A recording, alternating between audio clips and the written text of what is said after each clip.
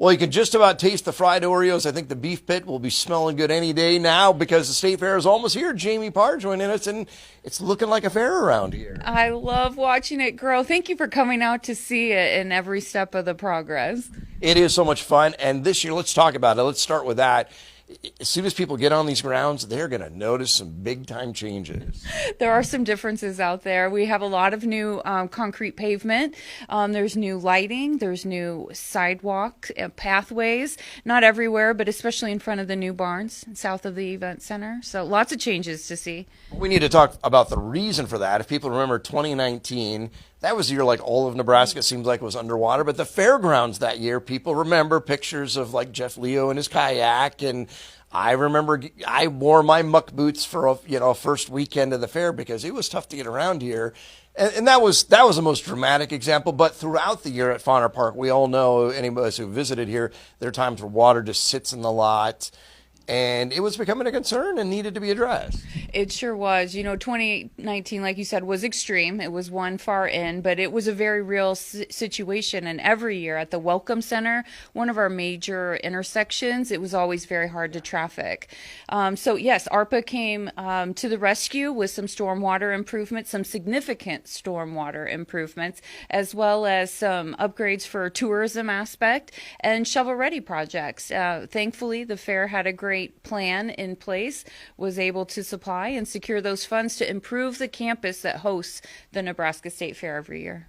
And just so people know, that's a federal program. The state had to kind of sign off on where the money went. The legislature, if I remember, was probably near unanimous and got the governor's signature. So it went through all of those before the dollars ever got here, right?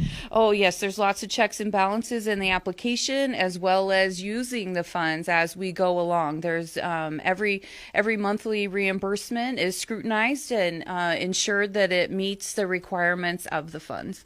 So when people especially come and see where there was a lot of asphalt, that asphalt's not there. We're going to see concrete there. It's going to be so much cooler, Steve, in temperature. The lighter color of the concrete versus the darker color of the asphalt is going to make a great difference for our fair guests as they're walking around through the marketplace and around those food stands. Because we should explain to people, but there's underneath that, they built a whole system to drain stuff out. Is that right? That is the reason the asphalt needed to be torn up so that we could install sewer pipes below ground. There is a huge filtration system at the far south end of the South Marketplace along Solly Park Road. Actually, there's two, one behind Aurora Co-op and one in front of Aurora Co-op. That helps to filter as well as detain the water until the storm sewers off campus are ready to accept it. There's a lot underground. Yeah. Sorry. Well, I was going to say, and there's some grass and stuff there now, and you wouldn't even notice necessarily that anything. It's hard to see the improvements because they're kind of hidden. It's so hard. I hope we're able to illustrate some of that work and some images along those grassy areas. But yes, there's a lot of drains throughout the concrete, new light poles, and water hydrants. But what people probably will see the easiest is the new grass that's been installed. Some seating walls, some additional landscaping that will include flowers. Flowers come on Monday, Steve. You're going to have to come back. All right. So, but along with that, as you mentioned, there's some new light poles, which also means new electrical service, which a lot of that should ease life for some of the vendors on that side of the grounds, right? Yeah, it sure should. Certainly for State Fair, there will be a great improvement and give us more opportunities to do different things with our layout. So very excited to have this introductory year on the new pavement, as well as for the fine tuning that we'll do next year. There's a lot of new drains and poles are in different places, so there's quite a bit of pivoting happening in our layout this year. With all the money that you got, is it enough to cover all of the expenses that you need to do there? Well, the original project was estimated to be $27 million. The ARPA award was for 20. So naturally, you can see a $7 million gap there. We have been able to reduce that down to right around $2 million. So we're still working on determining exactly how that funding is secured. Okay. So there's still maybe some more components of that to kind of figure out. Yeah, there really is, but all going for the betterment of the Fauna Park campus where the Nebraska State Fair is held. Yeah, and we got to point out, you don't own this facility. You have a landlord, and you also share the city of Grand Island owns a couple of pieces of property on the grounds of the Heartland Event Center and the field house, which is the 4-H building. So it's kind of a unique situation. Yeah. Yep. Nope. We do have a unique situation. There are others throughout the nation other fairs that don't own their campus, but yeah, nope. We do not have not since moving to Grand Island. So that's the situation that we've been in since the beginning. So as we said, you'll see some changes. Any other changes people will notice across the grounds? Oh, there's going to be great, different events and activities happening, but the majority of the infrastructure changes that people will be able to notice happen right in front of those newer barns and south of that Heartland Event Center. And as much as things are new and different, you always try to strike a balance, don't you, between new things and traditional? Because people, they still want to eat a corn dog, they still want to ride the rides and see the quilts and go to a cattle show, and you try to strike a balance there, right? Every year, that is what we try to do. Yep, find that perfect balance so that people can find what they expect, what they're used to seeing, what they want to see when they come. But we also tempt them with a number of new items, be it food or shopping or different experiences. There's a lot new as well as traditional at the State Fair every year. Let's talk a little bit about entertainment. Let's start with the paid entertainment. Are tickets still available for some of the shows? Yeah, there are tickets for most of the shows still. Righteous Brothers and Matthew West with Josiah Queen are getting very near to be sold out. So those are going fast. But yes, there are still tickets available. We have 4 shows inside the Heartland Event Center. 3 shows inside the Heartland Event Center and 4 shows outside. Plus, as we tell people all the time, but you can literally open that book and see hundreds of events that don't have any extra charge once you've paid your admission and come in the gate. Yeah, over 5,000 hours of activity to do.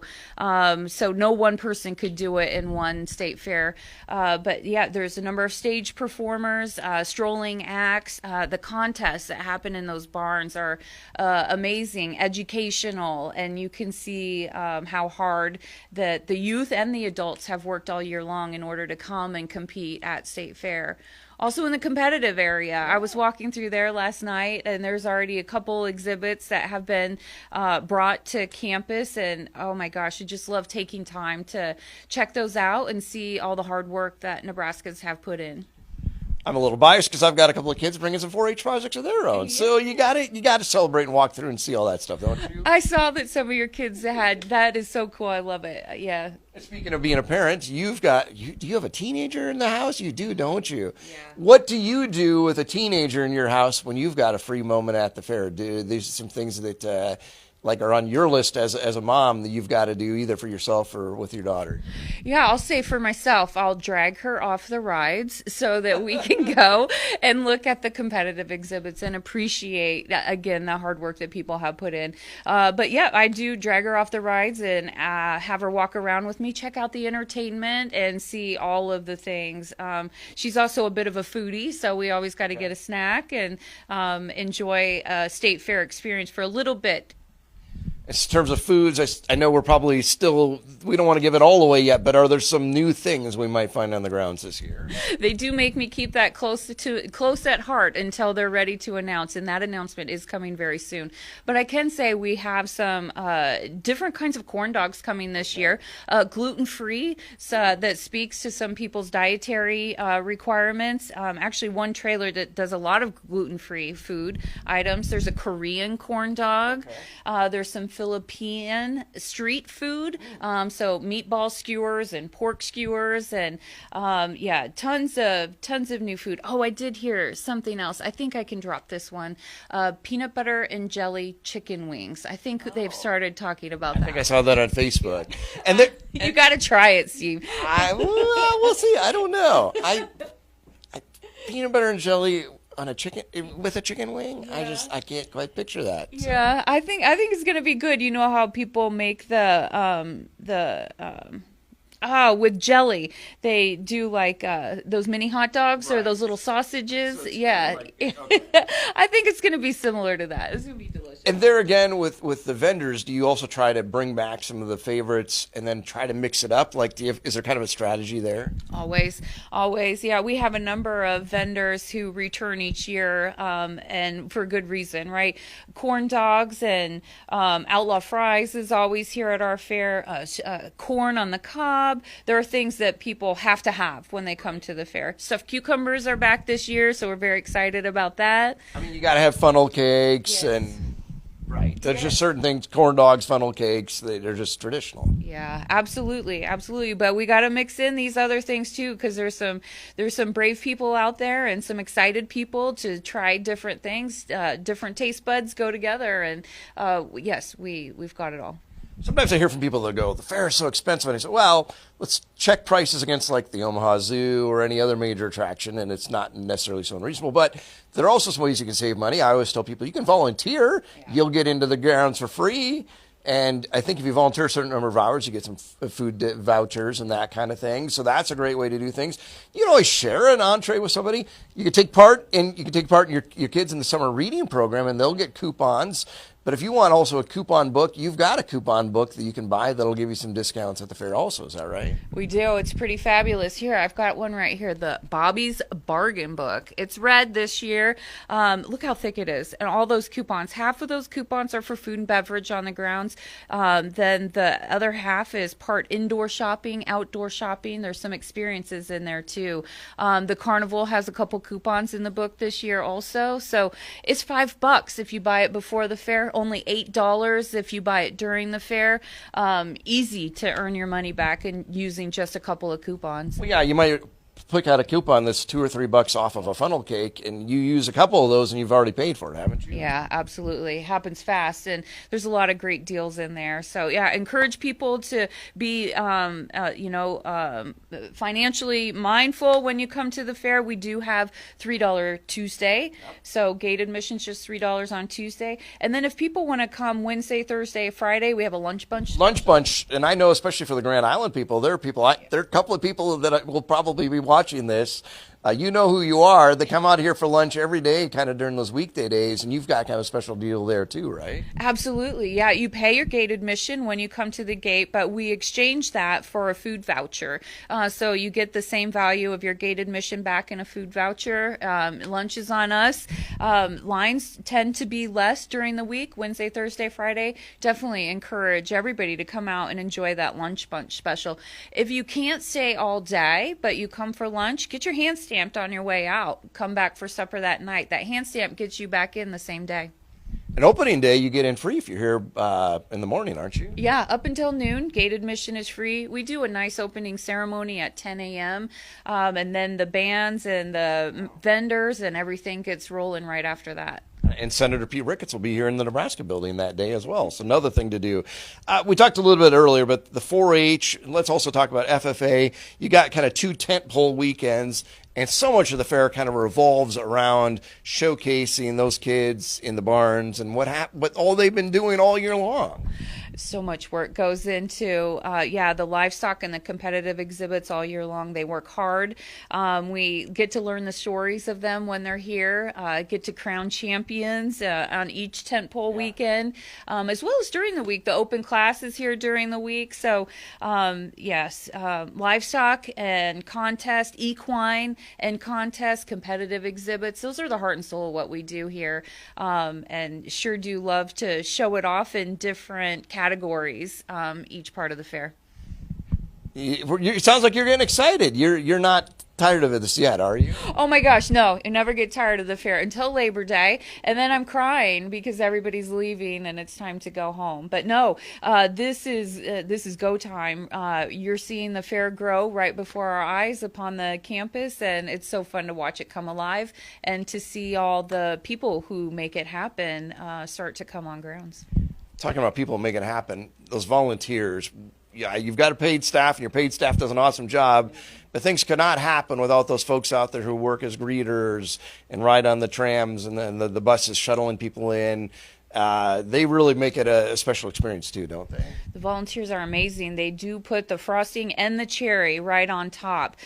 We just completed volunteer training this week. We had a huge session on Tuesday night, a great session last night, little tours of the fairgrounds after, which are very impactful. We had a lot of tour riders this year checking out some of that construction. But yeah, we try to upload them with information, but what they do for us is priceless. They say please, and they say thank you and welcome, and how can I help? Over 700 people. It's amazing and humbling experience. Some of those people have been doing this almost every day for 16 years now. I mean, it's just unbelievable to think about some of those folks. And I could name some of them, and you could too, that they are here almost every day, and they've been doing this for a lot of years now. Yeah, it's impactful. What they do makes a difference, and it's so valuable to our event. And when you say our event, it's all of Nebraskans' events. So everybody should come on out and check out. It's your Nebraska State Fair, right? Yes, yeah, absolutely. Your Nebraska State Fair. Showcase your fair face. Come on out, and we'd love to make sure you have a great experience. Well, Jamie, it's been good catching up with you. Great to see you. Steve White, thank you. Well, I'm excited to be there, too. Good.